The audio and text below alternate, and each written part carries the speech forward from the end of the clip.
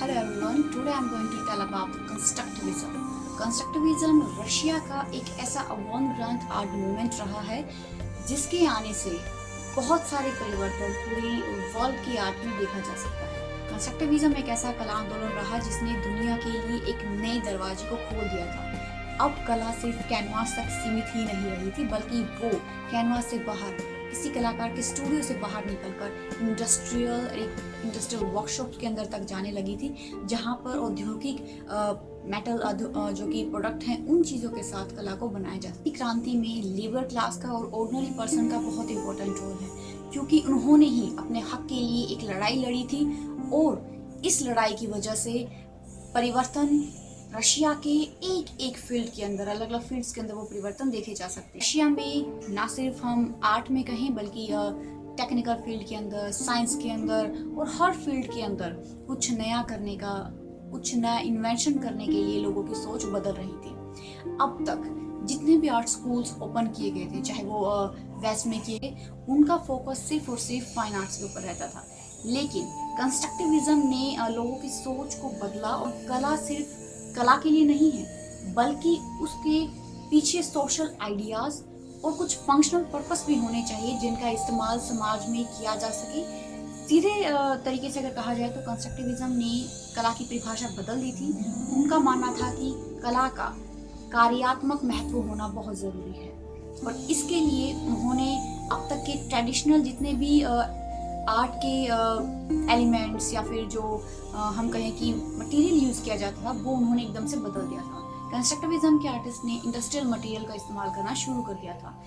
इसमें वो would, wires, glass और ब्रैक्स और बहुत सारे ऐसे इंडस्ट्रियल मेटल का वो इस्तेमाल करते थे, वायर्स का वो इस्तेमाल करते थे, जिसके थ्रू वो एक बहुत ही न्यू 3D एक असेंबल आर्ट हम कह सकते हैं कंस्ट्रक्टिविज्म के जो आर्टिस्ट थे वो क्रिएट करते थे। साथ ही वक्यूतमन एक ऐसा हायर टेक्निकल आर्ट वर्कशॉप हम कह सकते हैं जहाँ पर अप्लाइड आर्ट के ऊपर बहुत ज़्यादा जोर दिया गया था, जहाँ पर ceramic, textile, typography, different type of letterings, इन चीज़ों के ऊपर बहुत ज़्यादा फोकस किया जाता था। कंस्ट्रक्टिविज्म ने अब तक के आर्ट के लिए जिस तरीके के स्टैंडर्ड या पैमाने इस्तेमाल किए जाते थे वो पूरी तरीके से बदल दिए थे। कंस्ट्रक्टिविज्म की शुरुआत रशिया में होती है। रशिया में उस वक्त क्रांति चली हुई थी। 1917 की फरवरी की क्रांति के बाद अक्टूबर रिवॉल्यूशन रशिया के लिए बहुत इंपॉर्टेंट रोल प्ले करती है, जिसमें लेनिन ने बहुत महत्वपूर्ण स्थान निभाया था। कंस्ट्रक्टिविज्म मॉडर्न आर्ट, स्पेशली अगर हम अप्लाइड आर्ट के लिए कहें, तो एक बहुत इंपॉर्टेंट रोल प्ले करता है हिस्ट्री के अंदर। बिकॉज कंस्ट्रक्टिविज्म के आने के बाद ही बाहोस, जो कि एक जर्मन का बहुत बड़ा आर्ट स्कूल रहा है, बाहोस क्रिएट होता है। कंस्ट्रक्टिविज्म का पहला कार्यात्मक समूह 1921 में स्थापित किया जाता है, जिसमें कि रोडचेंको और स्टेपानोवा के साथ साथ कुछ अन्य कलाकार भी थे। कंस्ट्रक्टिविज्म जो है वो फ्यूचरिज्म प्लस क्यूबिज्म, इन दोनों का एक बहुत ही परफेक्ट ब्लेंड है। क्योंकि जब टैटलिन, जो कि टैटलिन जिन्हें कंस्ट्रक्टिविज्म का फादर कहा जाता है, जो कि फाउंडर रहे हैं कंस्ट्रक्टिविज्म के, उन्होंने 1913 में पेरिस में विजिट किया और वहाँ पर वो पिकासो की पेंटिंग्स को देखते हैं। उस वक्त पिकासो की जितनी भी पेंटिंग्स थी वो एनालिटिकल स्टाइल को लिए हुई थी, एनालिटिकल क्यूबिज्म के स्टाइल को लिए हुई थी, जिसमें एक ही टाइम पे किसी भी ऑब्जेक्ट के मल्टीपल फेसेस दिखाए जाते थे। कंस्ट्रक्टिविज्म की जो आर्टिस्ट थे टैटलिन, वो उनसे बहुत प्रभावित होते हैं और वो देखते हैं कि इस तरीके की आर्ट को एक नया रूप दिया जा सकता है। एक स्कल्पचर जो है वो हमेशा मोल्डिंग या फिर कार्विंग के थ्रू ही नहीं बनाया जा सकता, उसे किसी चीज़, अलग अलग इंडस्ट्रियल मटेरियल्स को असेंबल करके भी बनाया जा सकता है। और यही चीज़, एक नया इन्वेंशन टैटलिन अपनी आर्ट में करते हैं। टैटलिन और सुपरमैटिज्म के जो आर्टिस्ट रहे हैं, मालेविच, काजिमिर मालेविच, वो दोनों एक साथ एग्जीबिशन लगाते हैं 1915 और 16 के बीच में, जिसका नाम रखा गया था 0.10, the last futurist exhibition of paintings. इसके अंदर मालेविच, काजिमिर अपनी एक उनकी बेस्ट जो क्रिएशन रही है, जिसे ब्लैक स्क्वायर के नाम से जाना जाता है, वो पेंटिंग एक एग्जीबिशन रूम के कॉर्नर में डिस्प्ले करते हैं, बजाय एक सिर्फ फ्लैट वॉल के ऊपर डिस्प्ले करने की बजाय। साथ ही जब व्लादिमीर टैटलिन अपनी पेंटिंग को, अपने एग्जीबिशन, अपने असेंबल जो उन्होंने एक 3D हम कह सकते हैं इंस्टॉलेशन उन्होंने क्रिएट की थी, वो भी रूम के फ्लैट वॉल पर डिस्प्ले ना करके as a corner counter relief वो वहाँ पर डिस्प्ले करते हैं। ये जो कंसेप्ट कंस्ट्रक्टिविज्म में देखने को मिलता है, ये अब तक का सबसे डिफरेंट कंसेप्ट रहा है, क्योंकि अब तक जितने भी अगर हम म्यूजियम्स के अंदर पेंटिंग्स को देखते हैं तो वो फ्लैट वॉल के ऊपर डिस्प्ले की जाती थी, लेकिन यहाँ पर फ्लैट वॉल को हटाकर उन्होंने कॉर्नर के कंसेप्ट को एक्सेप्ट किया और कॉर्नर में अपने जो भी वो आर्ट मोन्यूमेंट क्रिएट करते थे उसको डिस्प्ले करते थे। इसके पीछे जो है एक बहुत बड़ा रीज़न रहा है, क्योंकि रशिया के अंदर रशिया की जो ऑर्थोडॉक्स पीपल्स हैं वहाँ पर एक ऐसी रिवाज रही थी कि जितने भी पवित्र जो आइकन्स वो इस्तेमाल करते थे, या मूर्ति वो भगवान की या मैडोना की या क्राइस्ट की वो किसी भी भगवान के इस्तेमाल करते थे, हमेशा उसका डिस्प्ले रूम के कॉर्नर में किया जाता था। यही कंसेप्ट जो मालेविच है अपनी पेंटिंग जो बैक स्क्वायर वो लगाते हैं वहाँ पर इस्तेमाल करते हैं। बहुत ही डिफरेंट कंसेप्ट रहा था, क्योंकि मॉडर्न एज में ऐसा इस्तेमाल नहीं किया जा रहा था कॉर्नर का, हमेशा फ्लैट वॉल पर डिस्प्ले किया जाता था। ये बहुत बड़ी इन्वेंशन रही थी उन लोगों की। सही मायने में कंस्ट्रक्टिविज्म को अपनी पहचान 1919 में मिलती है, जब टैटलिन अपना एक monument for the third international display करते हैं, एग्जिबिट करते हैं एग्जीबिशन के अंदर, जो कि इंस्पायर्ड थे वो एफिल टावर को लेकर। हालांकि वो चाहते थे कि वो इस मोन्यूमेंट को एफिल टावर से भी बड़ा बनाए, जो कि एक गवर्नमेंट ऑफिस के लिए बनाने के लिए उन्होंने एक स्ट्रक्चर रेडी किया था, जिसमें कि अनयूजुअल स्पायरल स्ट्रक्चर उन्होंने इसमें बनाया था। वो चाहते थे कि इसे एफिल टावर से भी बड़ा बनाया जाए, हालांकि वो बनाया नहीं गया कभी। टैटलिन का ये मोन्यूमेंट जो है वो रशियन क्रांति, रशियन रिवोल्यूशन का एक प्रतीक माना जाता है, क्योंकि उन्होंने एफिल टावर से इंस्पायर होकर ये चीज़ बनाई थी। एफिल टावर भी जो है वो फ्रेंच रिवोल्यूशन की 100वीं वर्षगांठ के उपलक्ष्य में ही बनाया गया था, जिसका टाइम पीरियड है 1887 से लेकर 1889। कंस्ट्रक्टिविज्म की नई तकनीक, नए आइडियाज़ को लेकर बहुत सारे हाई टेक्निकल स्टूडियोज़ जो है वो बनाए जा रहे थे, जिसके अंदर जो आर्ट स्टूडेंट होते थे उनको ना सिर्फ ट्रेडिशनल एकेडमिक आर्ट थ्योरीज को पढ़ाया जाता था, बल्कि उनके साथ उनसे अलग कुछ अप्लाइड से रिलेटेड उनको काम करवाया जाता था, जिसके अंदर सैरामिक, टेक्सटाइल आता था, और साथ ही टाइपोग्राफी और डिफरेंट टाइप्स ऑफ लेटरिंग्स वहाँ पर सिखाए, जिसमें चैशनिक ने बहुत सारे सैरामिक के डिज़ाइन, जो कि एब्स्ट्रैक्ट सैरामिक्स के डिज़ाइन डेवलप किए। साथ ही स्टेपनोवा के टेक्सटाइल डिज़ाइन इसके बहुत अच्छे उदाहरण कहे जा सकते हैं। रोडचेंको और लिसित्स्की के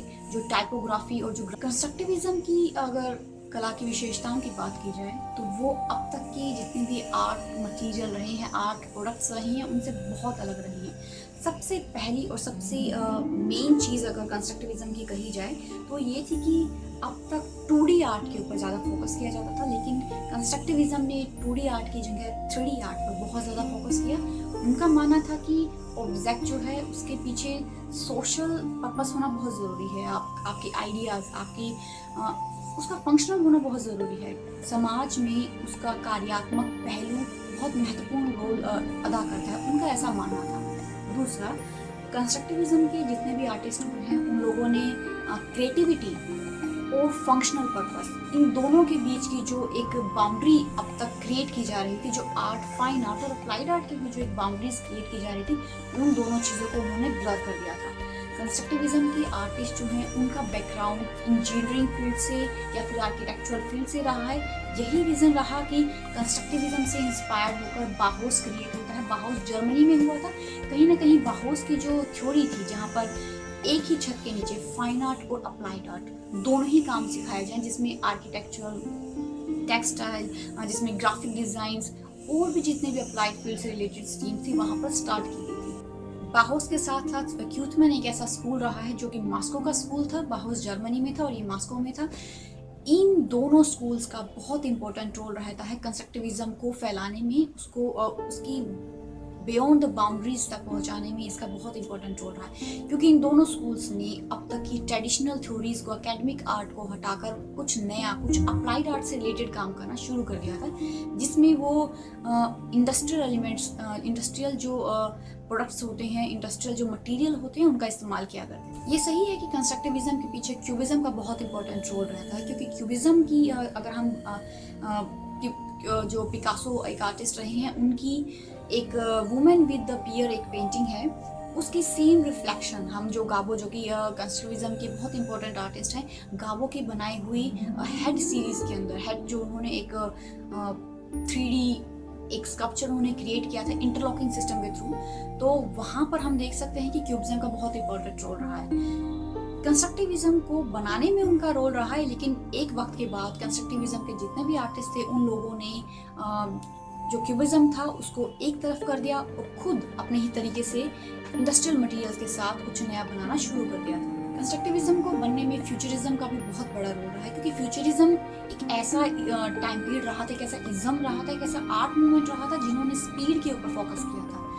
यहाँ पर हम देख सकते हैं कि जो एक स्पाइरल रोड गाबो ने जो बनाई थी, वहाँ पर इलेक्ट्रिक पास करने के बाद जब वो स्पीड से मूवमेंट में आती थी तो वहाँ पर एक वेवी इफेक्ट क्रिएट हो जाता था। तो वो स्पीड, वो मूवमेंट हम कह सकते हैं कि उन्होंने फ्यूचरिज्म के आर्टिस्ट जो थे उनसे ली, लेकिन बाद में उन्होंने उस टेक्निक के पीछे अपने खुद के आइडियाज़ वहाँ पर उन्होंने लगाने शुरू किए और क्यूबिज्म और फ्यूचरिज्म को उन्होंने एक तरफ रख दिया। पेर्सनर, गाबो और टैटली, इन लोगों ने जितने भी 3D वर्क किए उन्होंने, वहाँ पर उनका मेन मकसद, मेन जो हम पर्पस कह सकते हैं वो था कि इम्पटीनेस का भी यूज़ करना।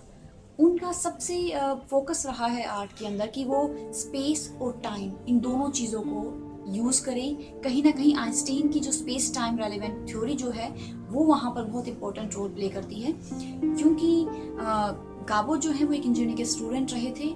उनका मानना था कि आप किसी भी चीज़ को पत्थर या वुड के अंदर कार्व या मोल्ड ना करके कम से कम चीज़ों के साथ इंटरलॉकिंग प्रोसेस के साथ वो अपना जो स्कल्पचर है वो क्रिएट करते थे। इससे स्कल्पचर के अंदर जो वेट है वो बहुत कम हो जाता था, ज़्यादा से ज़्यादा स्पेस उन्होंने निकाला था, इम्पटी कर दिया था उन्होंने अपने जितने भी वो आर्ट जो चीज़ें वो बना रहे थे, प्रोडक्ट्स वो बना रहे थे, कहीं ना कहीं उस खाली स्थान का भी उन्होंने इस्तेमाल किया आर्ट के रूप में। कंस्ट्रक्टिविज्म के जो कलाकार हैं उन्होंने बहुत ही सिंपल ज्योमेट्रिकल वे से आर्किटेक्चर बनाना शुरू कर दिया था और ये प्रभाव बाद में अमेरिका और यूरोप की बिल्डिंग्स के अंदर, बड़ी बड़ी बिल्डिंग्स जो उन्होंने वहाँ पर क्रिएट की, वहाँ पर इस प्रभाव को देखा जा सकता है। कंस्ट्रक्टिविज्म के कलाकार तर्क शुद्ध और कठोर नियमों को मानते थे। उनके लिए अब अभिव्यंजनावादी प्रवृत्ति, जो कि भावनाओं को लेकर कला को काम करना, इस तरीके का अब उनकी कला में कोई स्थान नहीं रहा था। कंस्ट्रक्टिविज्म के कलाकार 2D से ज़्यादा 3D को इम्पोर्टेंस देते थे। उनका मानना था कि त्रियामी जो आयाम है, जो डायमेंशन है, वो किसी भी समाज के आम तबके को भी अपनी तरफ खींच लेती है। उन्होंने अब तक जो आर्ट बनाई जाती थी उन्हें सिर्फ सिंपल बोर्ड पर डिस्प्ले किया जाता, उन्होंने कॉर्नर का इस्तेमाल करना शुरू किया। साथ ही वो अपनी बनाई हुई कलाकृतियों को एक धागे से, डोरी से बांधकर टांग देते थे, और साथ ही कभी कभी उनके अंदर वो इलेक्ट्रिक सप्लाई भी करते थे, वो मूवमेंट में भी आ जाती थी और इलेक्ट्रिकल बल्ब का वो यूज़ करके वहाँ पर एक बहुत ही दैविक प्रभाव हम कह सकते हैं वो एक एस्टैब्लिश कर देते थे। 1912 में बोत्चोनी ने कहा, केवल रंगों से या एक ही माध्यम से कला निर्मित करने की बजाय यदि हम कांच, लकड़ी, गत्ता, लोहा, सीमेंट, लेदर, कपड़ा या इलेक्ट्रिक बल्ब आदि का भी यूज़ करें तो उसमें सृजनपूर्ण निर्मित की पूर्ण संभावना है।